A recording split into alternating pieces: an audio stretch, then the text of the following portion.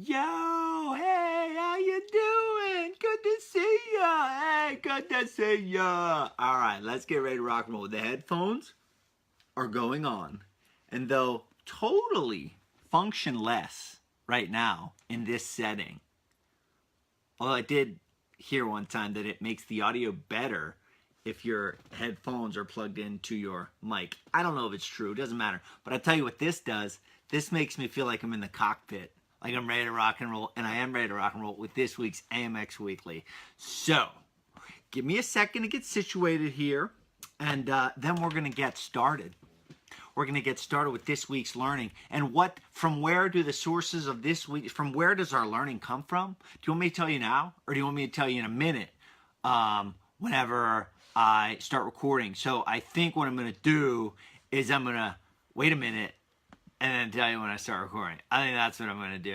So sit down, buckle up, get ready for about 20-ish minutes of high flying, in your face, jam-packed, no room for nothing other than good stuff. AMX Weekly. Let's rock and roll. 1, 2, 3, go. Boom. Here we are, my friends. Welcome to the Spaniard Show. And welcome to another week, another episode of AMX Weekly. This is the 89th week. Can you believe that this is the 89th week that I have systematically learned in this fashion? Meaning reading every day, taking notes, producing AM Excellence books, what is now AMX books, having these interviews, having these conversations, reading these kids' books, and then extracting the learning points that strike me. I can't say they're my favorite. I can't say they're the best. They're the ones that I look at and say, yep, that's the most valuable one. That's what I'm going to pick right here, right now. This is the 89th week. And coolly enough, Dred and I have all these logged, and Dred has been painstakingly working his way through these to develop themes and concepts. And as of yesterday, today is the 30th. Happy birthday, brother Ben. Happy 41st birthday. But as of yesterday, we started writing my second book. And it's pretty darn cool. And I'm very excited for that process to develop itself. I don't know, 3, 4, 5 months from now, we're going to have a finished product. I don't know. Don't hold me to it. But I'll tell you that we're working on it. And I'll tell you that I ain't going to stop learning. And as you, the listener, I hope that you commit to never stop learning as well, or neither, or whatever proper word that's supposed to be. Let's dive into this week's AMX Weekly. The sources this week are the book Unplugged by Brian McKenzie, Dr. Andy Galpin, and Phil White. Happy to say that Dr. Andy Galpin is going to be a guest on the show in the near future. And I'm also happy to say that the next source, the book The Boys in the Boat by Daniel James Brown, which is about the 1936 Olympic gold medal rowing team. The author of the book Unplugged, Brian McKenzie's wife, is a former Olympic gold medal rower. And she is going to be on the show. So that is like a double cool, coming from one book, crossover to another book. We read the book Coco this week, Disney Pixar's Coco, as well as the guest that we're going to talk about this week, Erica Webster of Dub Fitness, who's a veteran, who is an entrepreneur, who is a fascinatingly energetic lady, and it was such a fascinating conversation. Let's dive into the first bullet point of this week's AMX Weekly. So the whole book of Unplugged is about using technology, not throwing technology in the corner with baby, but using technology effectively and efficiently, not letting it consume us, right? We don't want it to be all consuming such that it takes us off course. It ends up, we become so saturated in over analyzing that our needle doesn't even move forward anymore, and then we forget what we're doing, why we're doing it. We start tracking things that are inconsequential or not important, and we totally get off course of our true north, to use Joe DeSena's words. So in the book Unplugged, it's talking about coaching, and it says this: in coaching, quote, there has always been a degree of protectionism, but the best coaches I know willingly answer questions, fully disclose what they've learned. I think this is a really interesting point. And I actually just had this in a totally unrelated fashion, had this conversation with my wife yesterday in a totally unrelated area to this. But it really does come to this idea of scarcity or abundance. So I'm saying I am, but I feel like maybe I should say I was, or I am less, maybe, territorial. In professional fighting, you grow paranoid, right? You grow paranoid for your spot in the UFC, your spot on the roster, your purse, your contract. all of that stuff. It drives you insane to the point where you feel like people are going to steal stuff from you. That if you're not in the here, in the now, right there, stuff's going on behind the scenes, you're going to be out on your butt. That's the reality of that life and business. So that's how I became. Post-fighting, as I read more and more and more and learned more and more and more and synthesized and spoke and wrote down and listened and heard and all this different stuff, I'm realizing this idea about scarcity and abundance. In Brazilian Jiu-Jitsu, and I speak having been in the Brazilian Jiu-Jitsu world, there's a proprietary mindset. This is my thing. This is my secret. I can't show you this because you might show this guy. That's the way it is. That's the reality of Brazilian Jiu-Jitsu. Wrestling, I never even heard of that concept in wrestling. I mean, wrestling is wrestling. Just like yoga is yoga, wrestling is wrestling. The sport belongs to the sport. You know, we're all in it to win it, right? But there was this idea of scarcity and abundance, meaning like scarcity. No, it's mine, it'll run out, it's a top secret, versus abundance, giving. And my wife, thank you, honey, even though you're not going to listen to this, said something yesterday that this idea of, essentially, that I've become much more abundant in giving, both around the house and my content, etc. And it was like a really, really cool compliment to get from my wife. It was totally unsolicited, but it plays into this mindset of you've got to take your pick. You know, scarcity or abundance, which way are you going to live? Are you going to hoard everything, or are you going to give into this idea that all ships rise in a high tide and give? As per McKenzie and Dr. Andy Galpin and Phil White, there has always been a degree of protectionism in coaching, but the best coaches they know willingly answer questions, fully disclose what they've learned. If you're listening to this show, chances are that you're a leader in some facet. Maybe you're not an actual coach of a sport, but you're a leader in some facet. You've got to take the mindset, am I going to give, and believe in this idea of abundance and giving, or am I going to keep for me? I know which way I'm going. Which way are you going? Moving on, and I wish I knew for certain, but I remember reading not too long ago, I think maybe it was a Success Principles by Jack Canfield. It might have been another book, but it was this idea of being your best friend, not your own worst enemy, right? This idea of being our best friend, not our own worst enemy. As I'm talking, it's coming to the surface which book it was. I don't know. I'm going to move on. But anyhow, there was a quote in Unplugged that said this: we're often our own worst enemy. We set limits on what we believe. It was Aubrey Marcus's Own the Day on Your Life. I'm nearly certain that's where it came from, the idea of being your best friend, not your own worst enemy. Back to Unplugged. We're often our own worst enemy. We set limits on what we believe we can do and fail to see beyond what already exists to what may be possible. I wrote down these words, no limits. And then I wrote down the words, no limits personal training. Because in my life, one of my closest friends, who has since passed away, and I'm going to talk about Coco, the book Coco, Disney Pixar's Coco book and movie, and the Day of the Dead, Dia de los Muertos, and the idea of these ofrendas that are put up to celebrate the lives of ancestors and close friends who have passed on.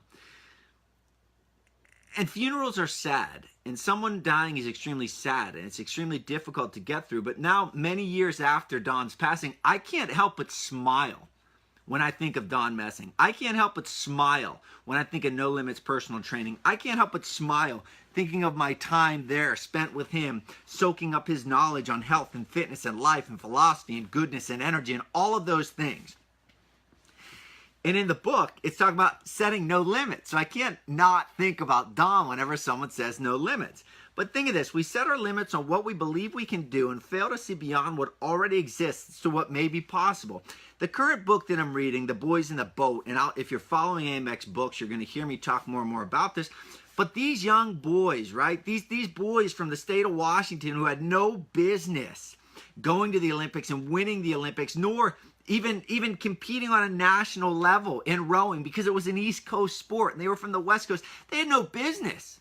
But they didn't fail to see beyond what already exists to what may be possible. And that's kind of the beauty of naivety, being naive, right? That's one of the greatest gifts you can give yourself sometimes is being naive because you don't know what the limits are. Therefore, you don't set your limits. I don't know what freaking business is. But I don't even care because I know what I want. I know the vision that I have, and I know that I just won't stop until it's attained. And then I'll keep going. I'll keep pushing this limit. So don't set limits. Don't be your worst enemy. Be your best friend. Moving on to Coco, which I was just talking about. So Coco, I bought the little golden book, right? The kids' books with the little gold binding. I bought that. I bought it to do the show, but I also bought it for my kids.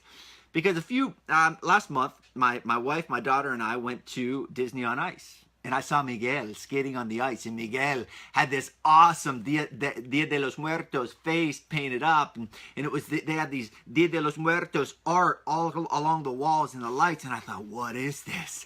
I'm a former Spanish teacher. This is right up my alley. How do I learn more about this? I learned that Miguel was from Coco. I learned that Coco is a Disney movie. I learned that there's a book, etc. So I got it. I watched the movie with Gracie. I cried my eyes out. She said, Dad, why are you crying? I said, don't worry about it, honey. Someday you'll understand. But then I bought the book because I want to talk about it on AMX Kids. AMX Kids is just like AMX Books, except I'm extracting life lessons from kids' books. So what can you learn from Disney's Coco? But this Coco, come on, Spaniard. It's a little golden book, right? It's for kids. I'm a man. I'm 35, I'm 40. I'm a woman. I don't need this. You do need it. Because these kids' books, almost that kids' books are more valuable than grown-up books, because kids' books, it's like the foundation of living, the foundation of life. These kids' books are written for kids at a young age who are embarking on their lifelong journey, teaching them the most important lessons. Whether it's Hatchet or Where the Red Fern Grows or The Breadwinner or Way of the Warrior Kid, all these books I'm talking about on AMX Kids, they share important life lessons. The life lessons I talk about in this week's AMX Kids from Coco are the importance of family and culture, in the richness, in the intrinsic good that adds to your life, and the perspective that it gives you to understand the world and your place in the world. The interconnectedness of passion and adversity. It ain't all sunshine and rainbows, says my friend and mentor Rocky Balboa. It's not.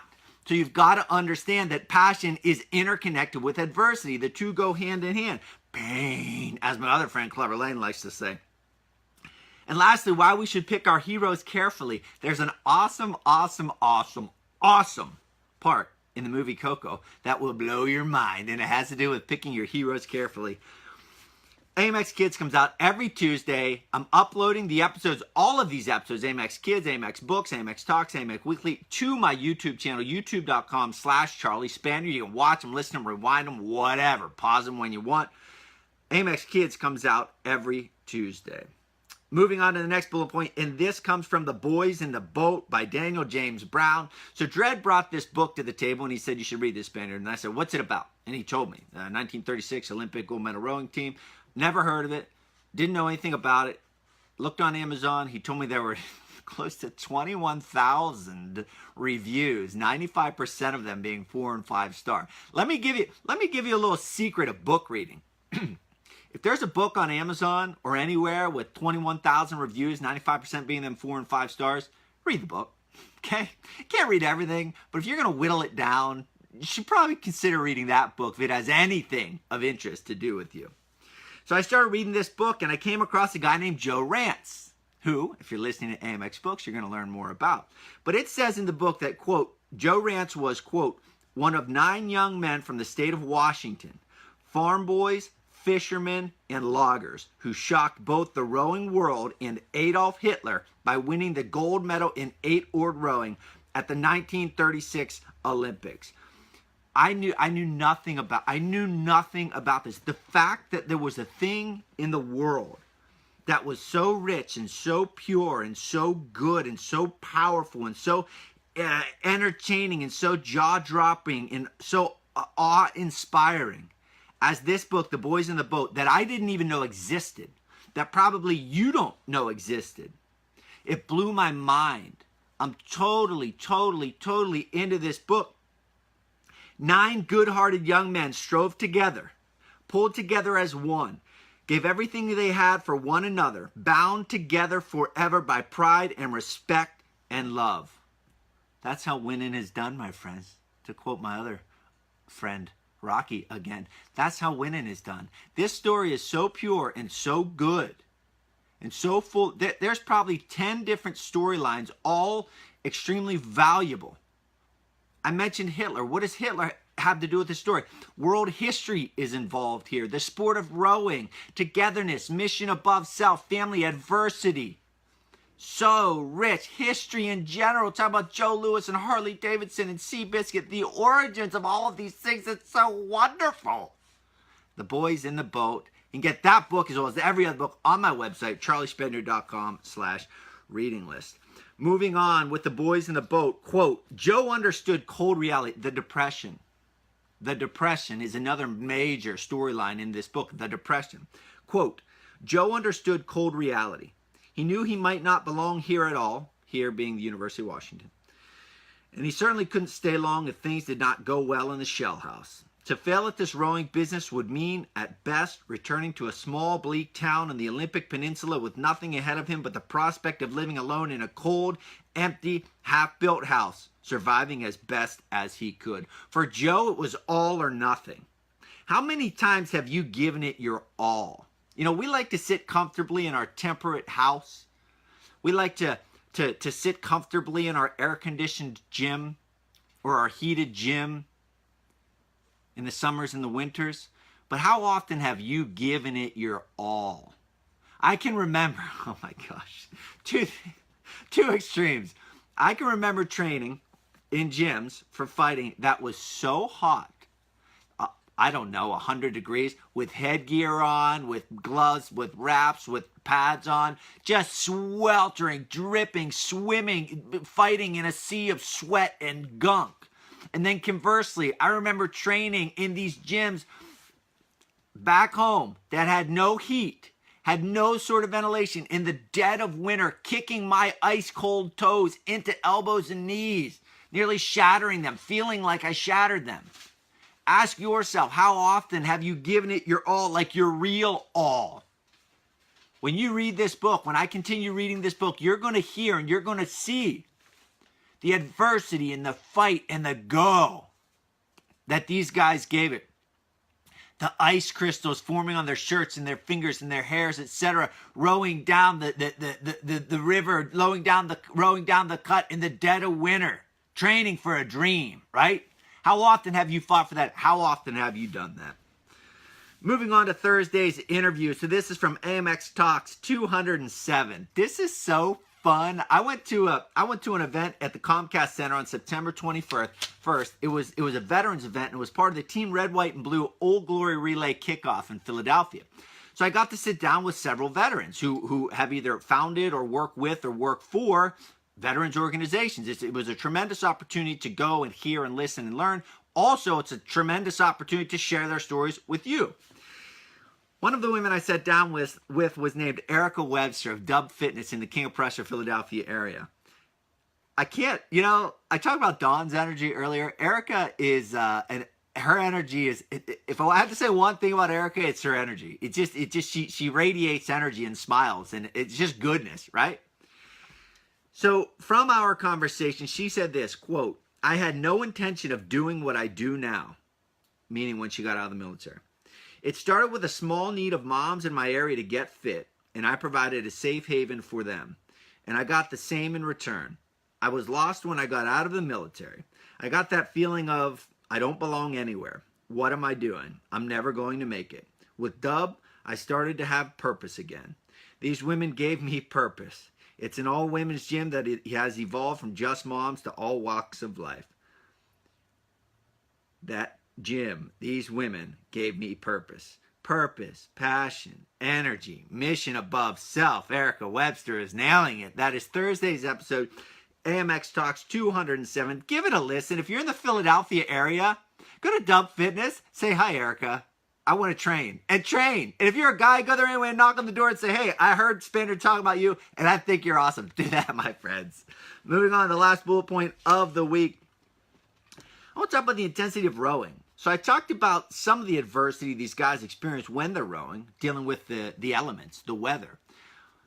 But the whole sport, that's another storyline. The whole theme, the whole sport of rowing, I know nothing about it. Nothing at all. And I'm learning about it, and I'm fascinated by it. It says this, talking about the intensity of rowing, quote, oh my gosh, I love this.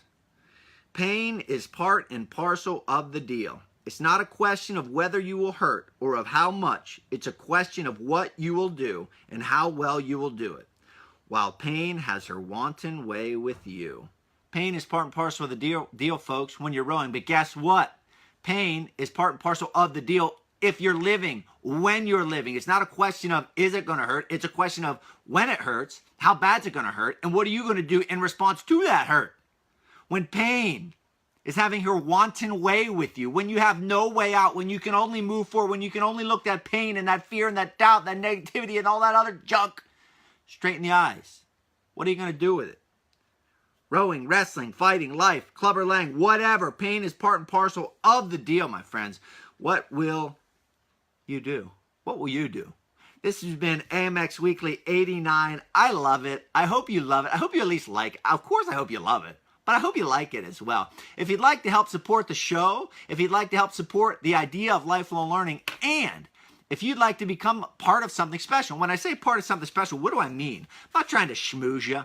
I'm telling you this. I started a Patreon account, patreon.com/Charlie Spaniard, in my attempt, in my way of replicating what Mr. Rogers did.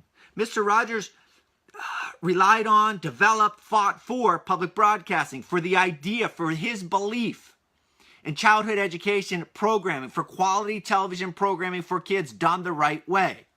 I've created a Patreon account, patreon.com/Charlie Spaniard. Patreon comes from the word patronage, gives you the opportunity, you the listener, you the follower, you the consumer, the opportunity to help support this show, which will help me do cooler, bigger, more interesting, more often things for as little as $1 a month. Patreon.com, patreon.com/Charlie Spaniard. Links will be in all the whether you listen to a podcast, Facebook, YouTube, links will be in the show notes as well. And visit charliespaniard.com for my reading list, my speaking programs, and to connect on social media. It's all there, charliespaniard.com. I hope to see you. We just got our 4th patron. Thank you, Nick. We just got our 4th patron, Nick Belfiore. Whoop, whoop. I'll see you all on the flip side. You're still here. Sorry, I had to stop that, but you're still here. So there you have it, folks. I see a lot of familiar names popping up. If you want to support the show, if you want to take a small role, if you want to have some fun, get some cool perks in return, become some part of something special, click the link that will be above when I hang up. If you don't want to, hey, ain't no problem. Ain't no thing. I'll be back on Monday morning with AMX Books. Well, yeah, 626, and then forever until I can. Or until I cannot, or whatever. I'll see you on the flip side.